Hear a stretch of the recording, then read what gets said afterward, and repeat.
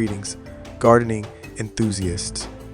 Today we're delving into the enchanting realm of Hemionitis arifolia, commonly known as the Heart Fern. This ancient fern has graced our planet for centuries, earning a special place in botanical lore. Its heart-shaped fronds have captured the hearts of plant lovers across cultures and generations. Distinctive heart-shaped leaves add a touch of elegance to any garden or indoor space. The intricate veining patterns on its fronds create an artistic masterpiece that's sure to evoke admiration.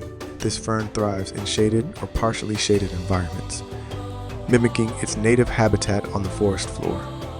Keeping the soil consistently moist and providing adequate humidity are essential for its lush growth. Its unique leaf shape and preference for shade make it an excellent partner for other shade-loving plants such as ferns, hostas, and caladiums. Together, they create a harmonious tapestry of foliage in your garden.